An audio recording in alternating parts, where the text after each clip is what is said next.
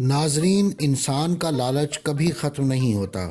نت نئی اسکیموں اور طریقوں سے اس مادی دور میں ہر انسان کی خواہش فوری اور ڈھیر سارا پیسہ ہے۔ اس چکر میں مذہبی اور اخلاقی حدود بھی کہیں پیچھے رہ جاتی ہیں۔ آج کی اس ویڈیو میں ہم آپ کو کچھ ایسے لوگوں کے بارے میں بتا رہے ہیں جنہوں نے راتوں رات امیر بننے کے لیے اسمگلنگ کا عجیب و غریب طریقہ اختیار کیا۔ ناظرین، میامی ایئرپورٹ امریکہ کا ایک مشہور اور مصروف ایئرپورٹ ہے۔ ایئرپورٹ عملے نے دوران چیکنگ ایک عورت کے سامان سے سانپ اور کچھوے برآمد کیے۔ مبینہ طور پر ان سانپوں کو ویکسین بنانے اور ان کے زہر کے دیگر میڈیسنل استعمال کی وجہ سے اسمگل کیا جا رہا تھا۔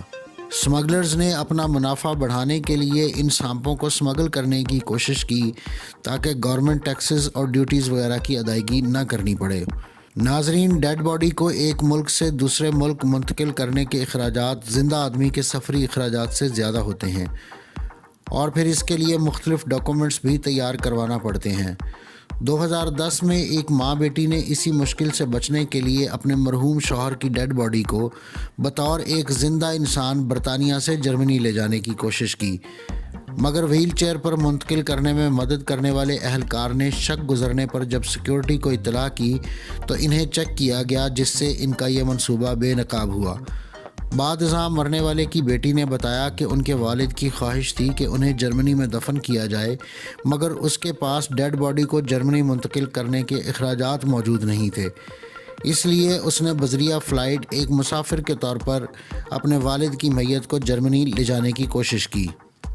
ناظرین، سنگاپور کی رہائشی ایک خاتون نے آسٹریلیا مچھلیاں اسمگل کرنے کی کوشش کی کیونکہ مچھلیوں کی کچھ قسمیں انتہائی مہنگی فروخت ہوتی ہیں، مگر یہ خاتون جب میلبرن ایئرپورٹ سے باہر نکل رہی تھی تو ایک سیکیورٹی اہلکار کو شک گزرا، جس پر اس خاتون کی تلاشی لی گئی۔ تلاشی لینے سے پتہ چلا کہ خاتون نے جسم کے ساتھ 41 شاپر باندھے ہوئے ہیں، جن میں قریب 176 زندہ مچھلیاں موجود تھیں۔ ماہرین کے مطابق ان مچھلیوں کی کل قیمت 2.5 ملین امریکی ڈالر سے بھی زیادہ ہو سکتی ہے۔ گرفتاری کے بعد اس خاتون کو قید اور $83,000 جرمانے کی سزا دی گئی۔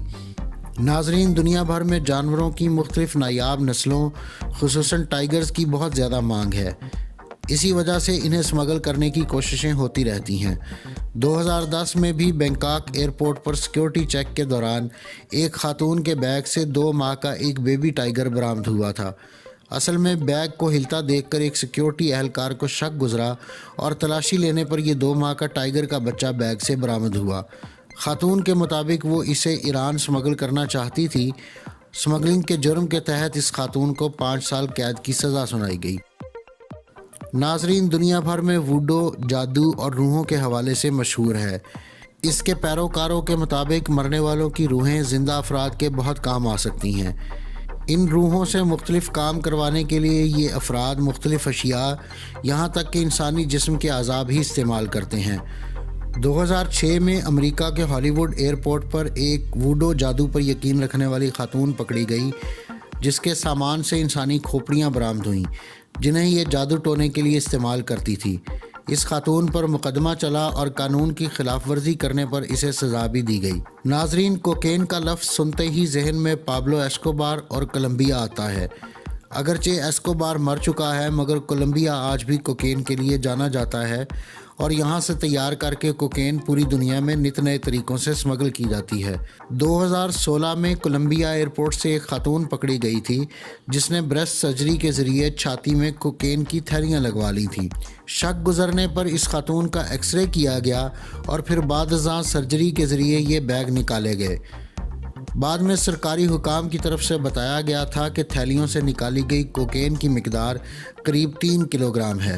اگر آپ مختلف سائنسی، تاریخی اور علمی موضوعات پر سوچتے ہیں اور مزید جاننے کا تجسس رکھتے ہیں تو سبسکرائب کیجیے ہمارا چینل اور بیل آئیکن دبائیے تاکہ ان موضوعات پر تیار کی گئی ہماری ویڈیوز آپ کو فوری مل سکیں۔